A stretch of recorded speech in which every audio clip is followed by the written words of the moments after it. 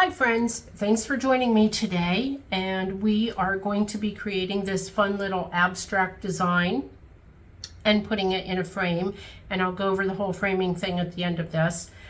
To get started, I would like to go over my supplies list real quick with you, and it's pretty easy and pretty basic. So I just have these small 4x6 piece of paper. I have my frame, I have my Kurtaki paints and my mixing dishes, some water for cleaning my brushes. I do have a Sharpie ultrafine point marker, and then I also have a Micron 03 nib for some finer designs in the middle. And then for the brushes, I will be using a round number 8 brush and a fine point liner brush. So if you have other sizes, I think they'll probably work just fine, because you can see there's no real detail in the painting portion of this. And then I do also have a brush marker in a blue and a brush marker in a purple that I'll be using for the interior part of this. If you don't have brush markers, just use a fine point paintbrush. That'll work just as well.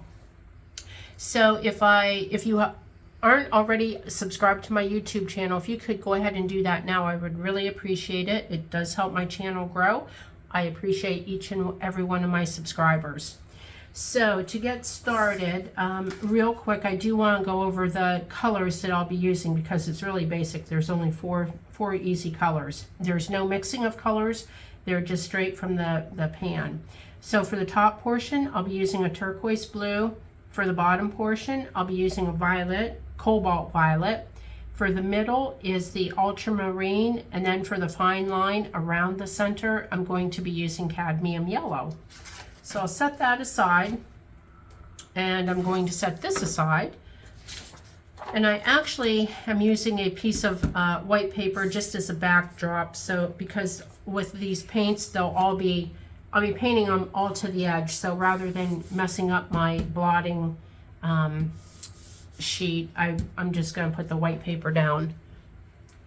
And let me just make sure that we are in the screen here. Okay. I actually do all of this on my cell phone, so I have to check from time to time and make sure that it's all still in the screen. Okay, so enough of my my editing and details of that. Okay, so for the center portion, I'm going to grab some of the ultramarine pale and get a good amount on my brush, along with a good amount of water. And then I just kind of paint in a nice large rectangle. And you can see I didn't like space anything out or measure. I'm just kind of eyeballing it and just painting it in. It can be preferably not perfect. That's what adds a lot of the character to these abstract designs. And then I'm going to put just a little bit more paint down here to give it a little bit more of a darkness or depth to it. And so we're good with that. Now we'll move on to the turquoise blue for the top portion of this. And I'm just loading up my brush. I'm kind of mixing it up in my little tray. And I'm just mixing basically water and the paint color. There's no mixing of different shades. So for this, I'm just going to start painting at only going about halfway down, and it's very uneven, and I want that to be uneven. Okay, I'm going to grab a little bit more paint and water. I'm using a lot of water really, and just kind of mixing, moving it all around. Whoops. You can see, whoops, that's a little too much. So I just grabbed some more water, and then I'm coming down to about that same line area, being sure to leave a good amount of white space around that interior rectangle that we painted. And so I'm kind of rounding the edges here. being very careful not to be too precise, if that makes any sense. Okay, so we're just kind of rubbing that around. And as I mentioned, make sure that you do go all the way to the edges with these paints, because when we put it in the frame, we really don't want any white sticking out on the sides or top. Okay, so now I'm going to grab some of my Cobalt Violet for the bottom portion of this. And we want to be careful to leave a nice wide gap of white between the blue and the purple. And once again, taking it all the way to the edge.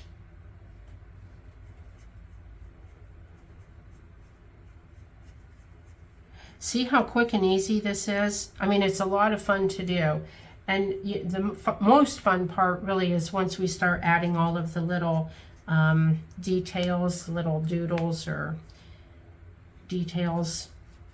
And then you can even kind of switch it up from what I'm doing if you have your own ideas that you would like to, you know, put down on here. That's perfectly fine. And actually, even if you have a different color combination that you would like to use, you know, you do you, and I'm sure it will turn out absolutely amazing. So we have all of that down. Now I'm going to grab my liner, and with that I'm going to grab some of the yellow, and I'm just going around, just a little highlight or lining around this center rectangle. It's a very subtle detail, but I do think that yellow really brightens up any design, no matter how subtle it is. Many times you may not even notice it being there, but it really does add that nice little pop. Okay, so we have all of the basic colors laid down here, and now what we're going to do is let this dry really well. And as you all know, as watercolors dry, they do have a tendency to lighten up, and I really like all of the different tones that are starting to appear on this. That's the look that I was really going for. And so we want this to dry real well, because the next step will be using the markers to put in some of the details and the doodles on the interior portion of this, and then and then using the brush markers on top of that. So it's kind of a layering with the paints, and then we'll be doing the markers and then the brush markers. So let's give this just a minute to dry so that we can move on to the next step.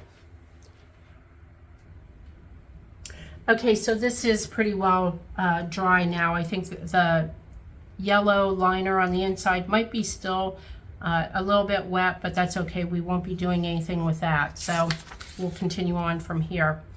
Okay, and I'm just removing that background paper so as not to distract us from the rest of the process, because it's really not necessary at this point.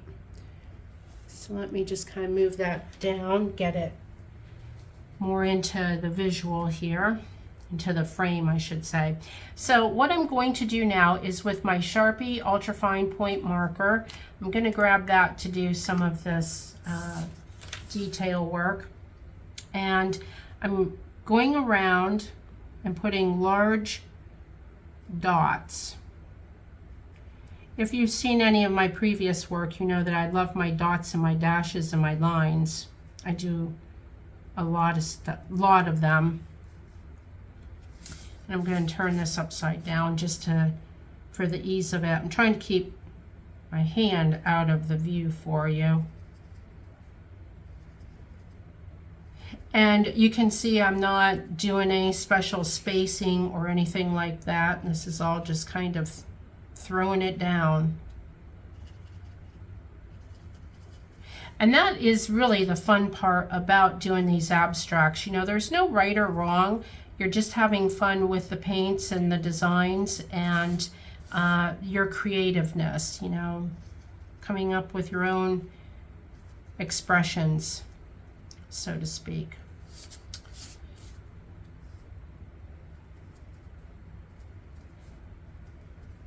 Okay, and you can see how cool these colors look now that they are dry. They're, you know, different values, and just adds a lot of dimension to the whole painting. Okay, so I just did a real loose outline with those, and then I'm going to just put some lines here. They're almost like stitch lines, imaginary stitch lines, if you will. And then do the same over here. And you can see how quick and easy this is, you know, once again. And that's the fun part about this. Okay, so that's about it for the large marker. Now I want to grab my 03 nib, and as I said, if you don't have an 03 nib, if you just have the Sharpie marker, they all work just fine. And with this, I'm going to do just a small little outline around this rectangle in the middle, just to give it a little highlight or definition. And then for the design that I had come up with, it's just kind of like a triangle with a top. Okay, and then on the inside, and I'm very lightly using this marker, so there's areas where it lifts off the paper. And then same with coming down. I'm just doing like 3, I don't know, tassels, I guess we could call them.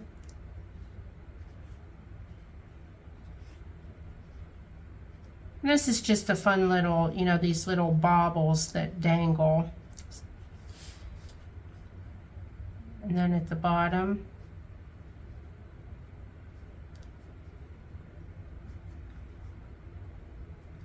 just some other little triangles. So it kind of looks like, if just envision like a wind chime type of thing hanging down with some little baubles and such. Okay, so then I'm going to grab my brush marker in the blue, and I just want to kind of color in my baubles a little bit. Just a little dash. And then also I'm going to add just a little bit of a highlight, or border, I should say, up around this part.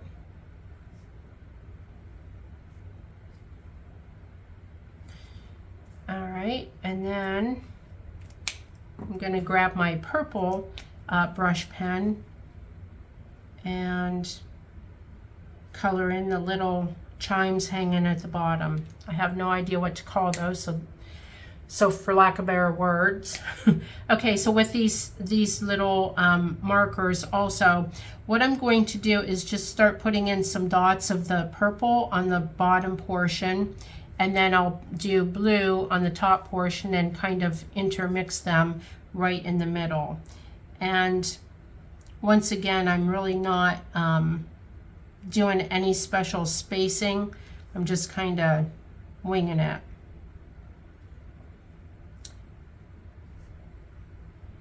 And this one I'm doing, this is like my 3rd layer.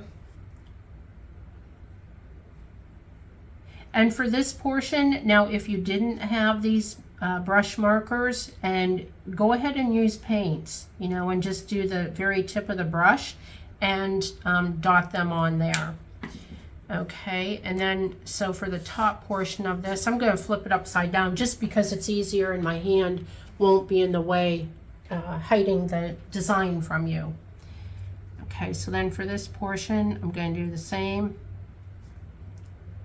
And I kind of am doing just the line going across. I am filling in a little bit where the uneven mark is there. And then you can see right here in the middle is where I try to intermingle the 2 colors.